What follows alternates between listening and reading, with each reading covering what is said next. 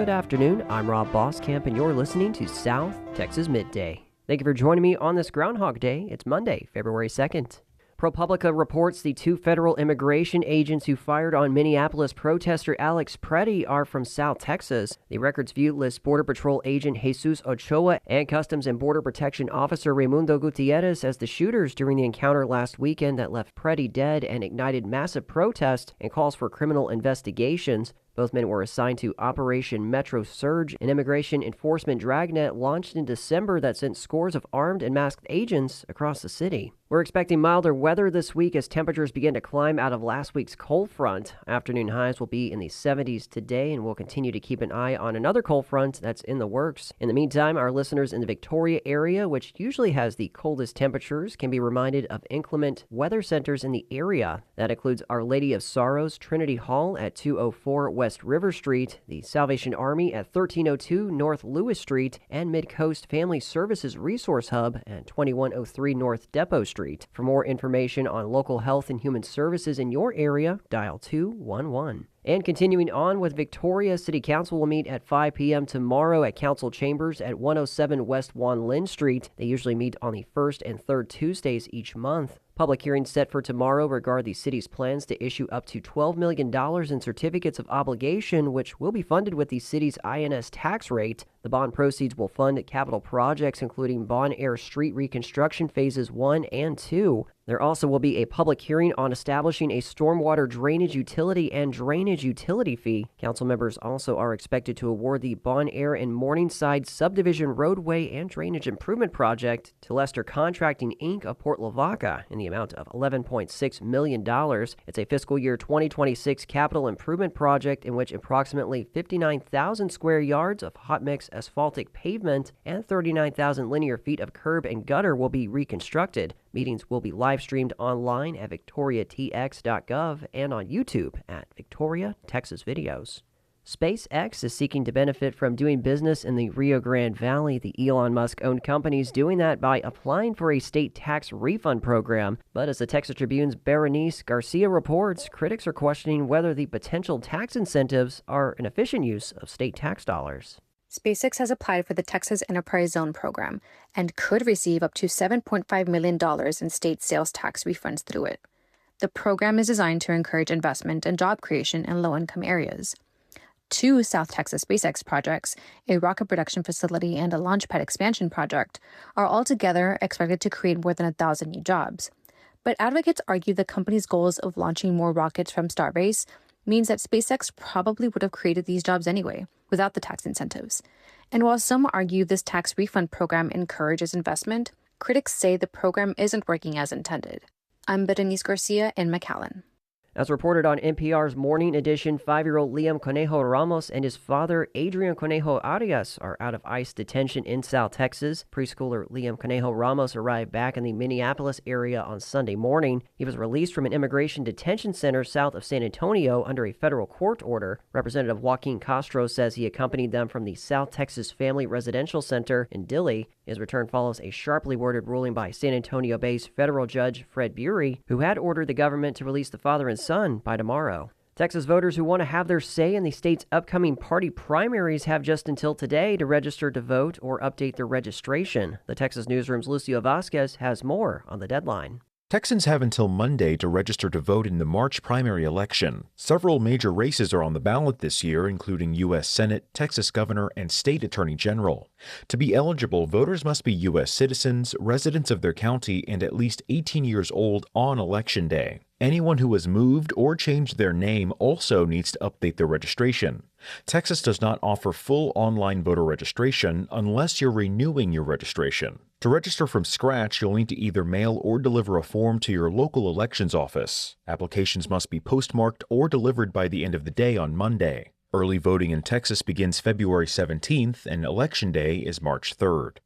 I'm Lucio Vasquez in Houston. The Rio Grande Valley Business Journal reports that sales tax allocations for most Valley cities increased last year. It reflects steady consumer spending across the region, according to data from the Texas Comptroller of Public Accounts. Sales tax allocation actively reflects how much local governments receive from their state for their share of retail purchases and rental activity. The figures are widely used by cities as a high-frequency indicator of local economic health. The Rio Grande Valley has historically benefited from cross-border shopping by Mexican nationals, although that activity now represents a smaller share of total collections than in past decades. Yesterday began a milestone celebration for Black History Month. This year marks the 100th annual celebration of Black achievement. It began Sunday and will last through the end of February. Black History Month dates back to 1926 when Carter G. Woodson, a founder of the Association for the Study of African American Life and History, created the week to encourage Black Americans to become more interested in their history and heritage. This year, the celebration looks back with the theme, A Century of Black History Commemorations. And in sports, the Corpus Christi IceRays hang on to fourth place in the NAHL South Division standings. That's despite back-to-back losses to the El Paso Rhinos. The IceRays lost 4-2 on Friday, then 5-4 on Saturday. In the NBA G League, the Rio Grande Valley Vipers defeated the Oklahoma City Blue 109-94. They're back home at Bert Ogden Arena on Wednesday to take on the Valley Suns. And it's that time of year when hordes of noisy grackles show up everywhere. Sometimes frightening, sometimes fascinating. There's more to grackles than most people know. Texas Public Radio's Jerry Clayton has the bird's eye view. The great-tailed grackle, the bird we love to hate, now native to Central America and a huge swath of the United States. In the fall and winter, the grackles gather in huge numbers in suburban trees at night, and during the day look for bugs, French fries, or any tasty morsel. They're not too picky. They flock together in what's called a murmuration, and their numbers are impressive. Patsy Inglet is with the local chapter of the Audubon Society in South Central Texas. Inglet doesn't have much bad to say about the great-tailed grackle. They are native to North America, and they've been in Texas for a long time. They have their place in nature, just like everything else. They eat all kinds of things, and they're not bad. They're just a lot of them.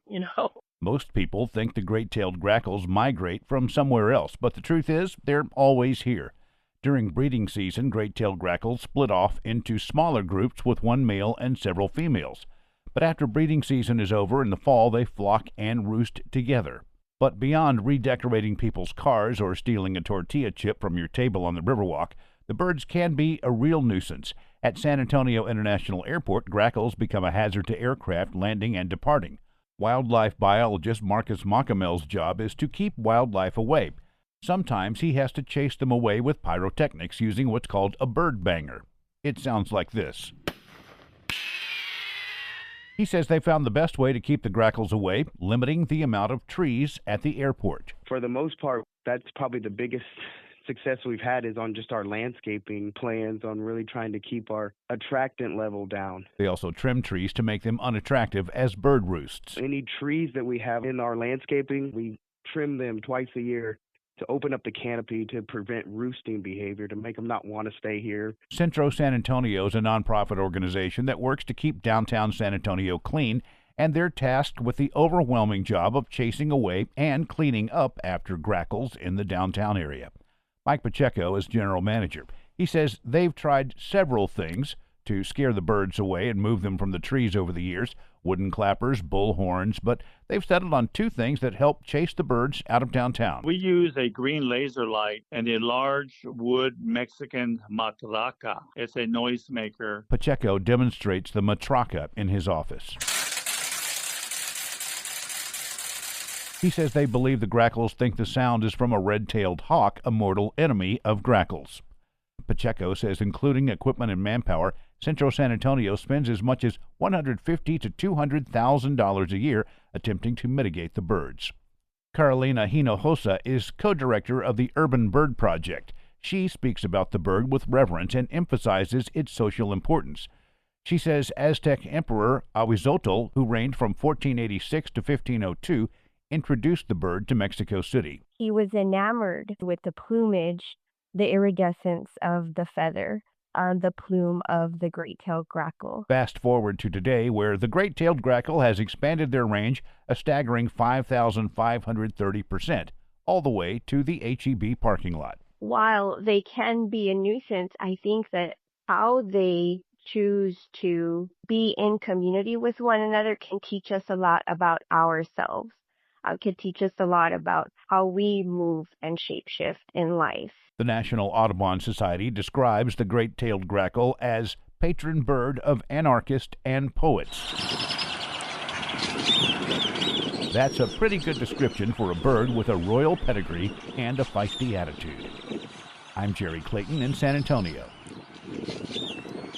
And that is the latest news and information on South Texas Midday. I'm Rob Boskamp. Your community arts calendar and more is on the way.